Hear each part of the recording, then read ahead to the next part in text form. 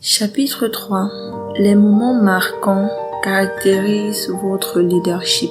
Winston Churchill, Premier ministre d'Angleterre ayant tenu tête aux nazis au cours de la Deuxième Guerre mondiale, est l'un des leaders pour lesquels j'éprouve le plus d'admiration. Churchill était un leader de leaders. Un jour, il a fait le commentaire suivant.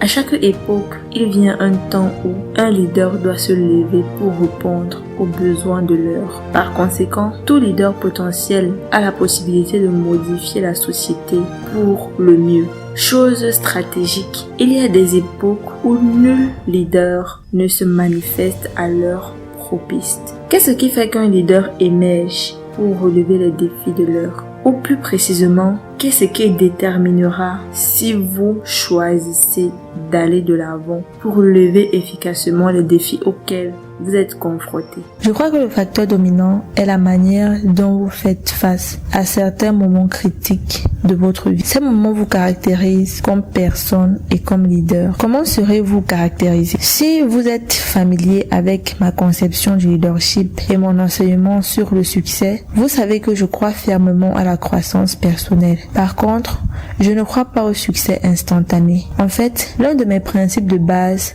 est la loi du processus. Tiré de mon livre intitulé « Les 21 lois irréfutables du leadership ». Elle s'énonce ainsi. Le leadership se développe jour après jour, mais non en un seul jour.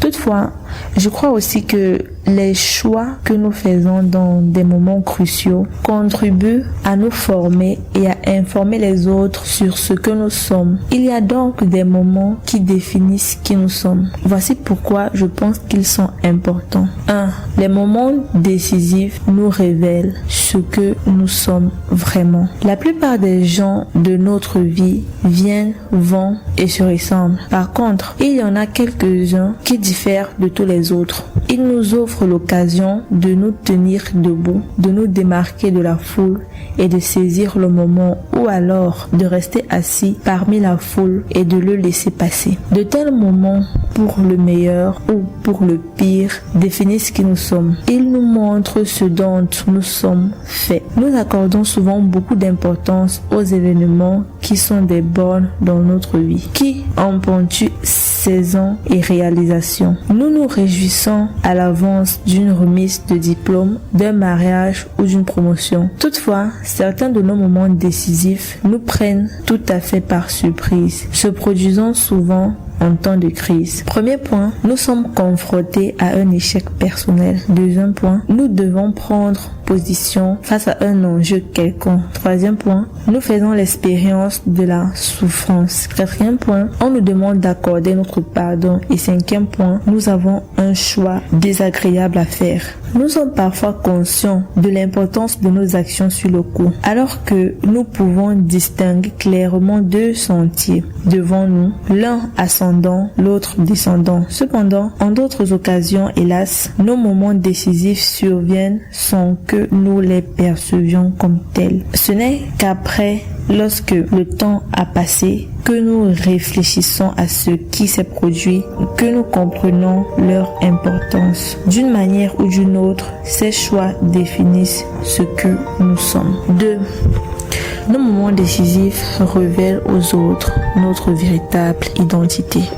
La plupart du temps, nous pouvons porter des masques, question de cacher ce que nous sommes à notre entourage.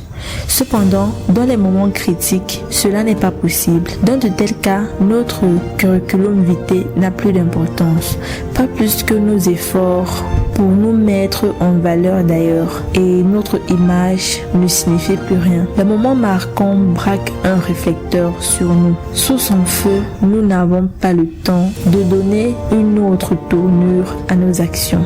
Ce qu'il y a véritablement en nous est révélé aux yeux de tous. Dans ces moments, notre caractère ne se forme pas, il est étalé. Pour les leaders, ces moments décisifs révèlent à ceux qui sont sous leur autorité plusieurs choses que ces derniers souhaitent découvrir. Ce que sont leurs leaders, les convictions qui les animent et pourquoi ils aspirent à diriger les autres. Bien gérer un moment marquant peut cimenter pour la vie une relation entre un leader et ceux qu'il dirige. Gérer maladroitement, il peut ruiner sa crédibilité et mettre fin à sa capacité de diriger. Et dans l'édition révisée du 10e anniversaire de mon livre intitulé Les 21 lois irréfutables du leadership, j'ai écrit 2 moments décisifs dans la carrière du président George Bush. Son premier mandat a été marqué par sa réaction aux attaques terroristes du 11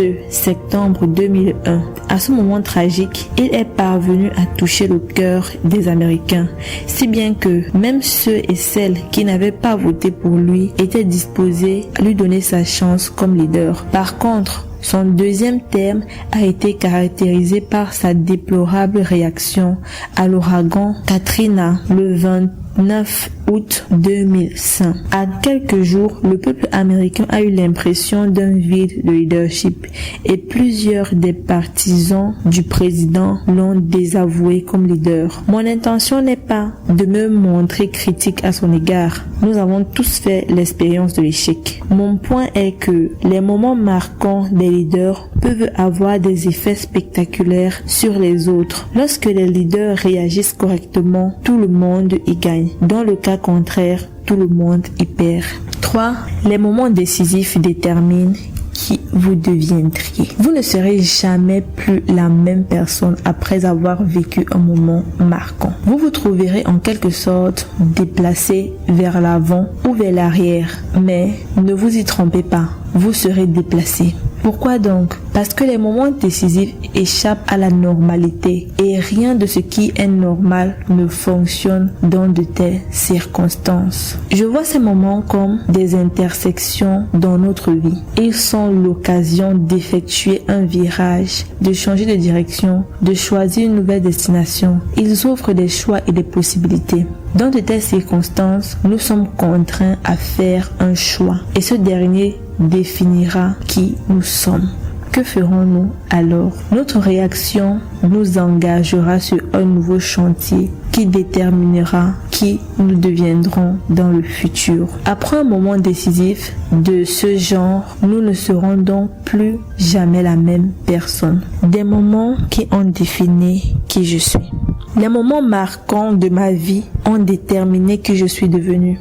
Supprimer seulement un seul bon ou mauvais, je ne serai pas la même personne. Et tous ceux qui m'entendent continueront à me modeler. Si je jette un regard sur les nombreux moments décisifs qui ont marqué ma vie et que je prends le temps de les analyser, je constate qu'ils se définissent en 4 catégories. Certains moments marquants ont brisé le moule.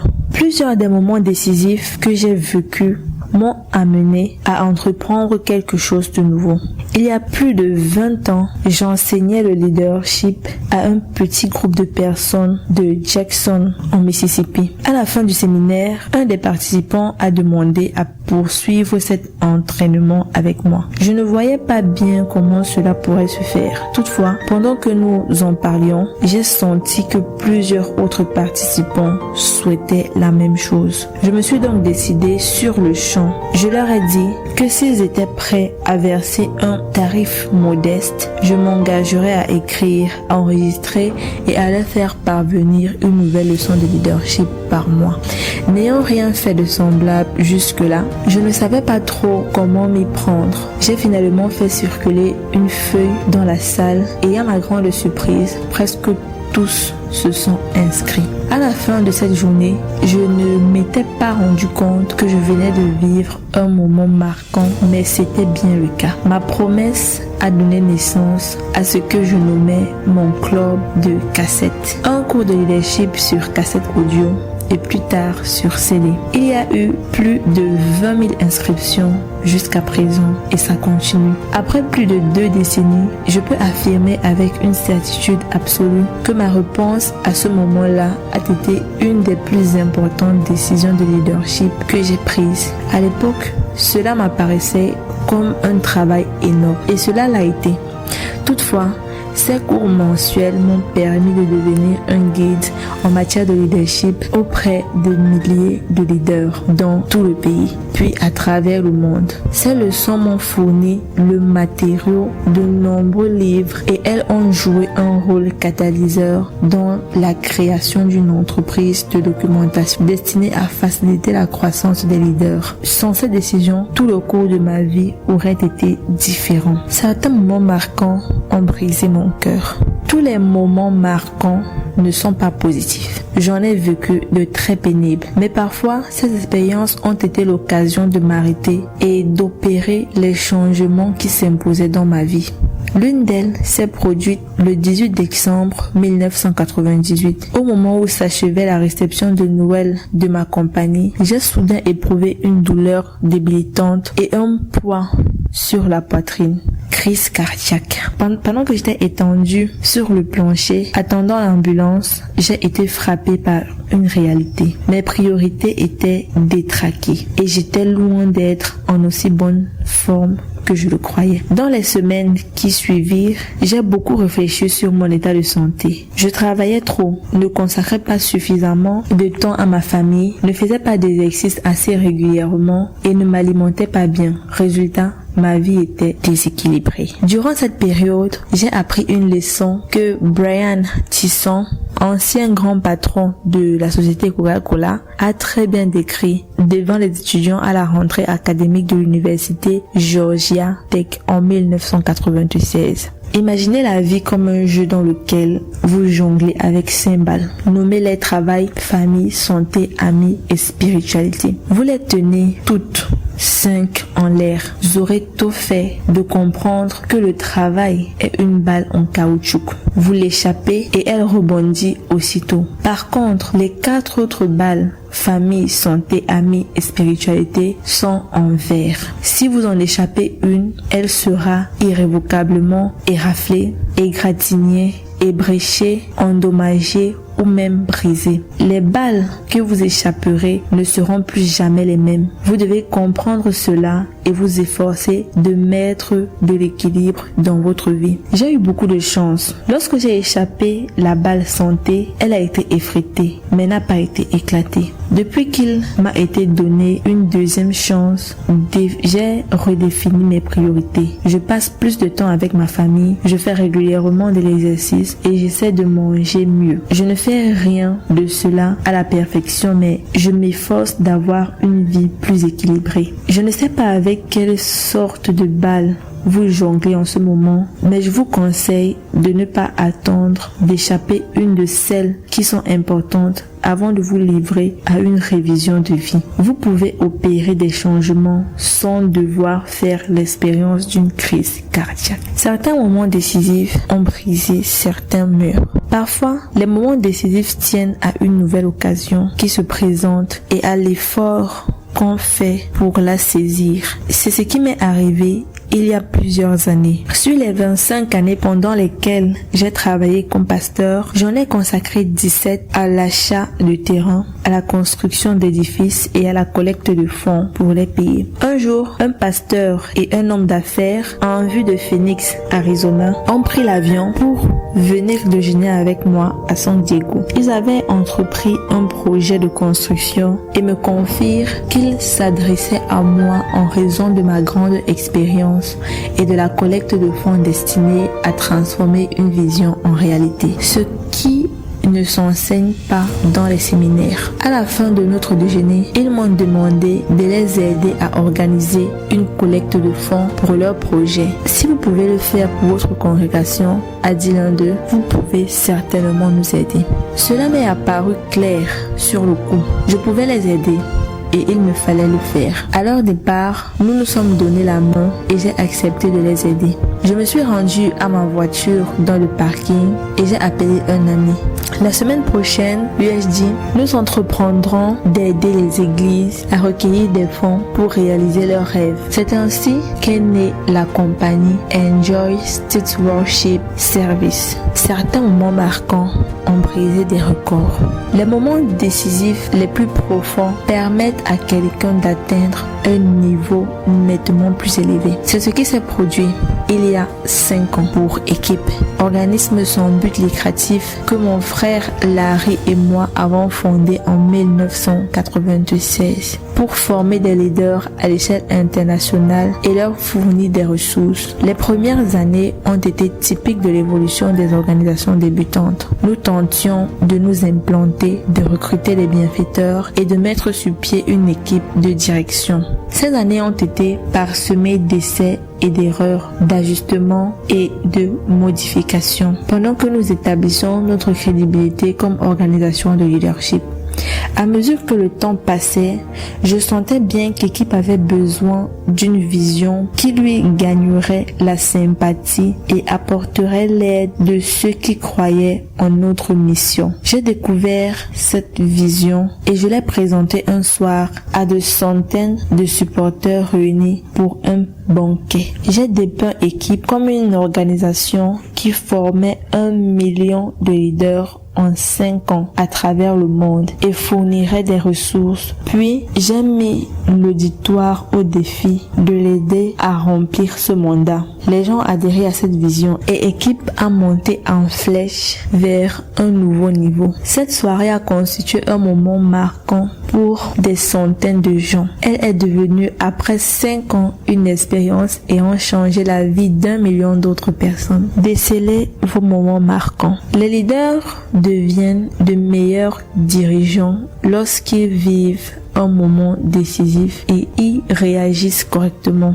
Chaque fois qu'ils effectuent une percée, les gens qui travaillent sous leur responsabilité en profitent également. La difficulté touchant les moments marquants vient du fait qu'on ne les choisit pas. Agenda en main, on ne peut s'asseoir et dire « Je vais prévoir un moment décisif pour mardi prochain à 8 heures ». Si l'on ne peut contrôler leurs manifestations, on peut par contre choisir la manière d'y réagir et s'y préparer activement.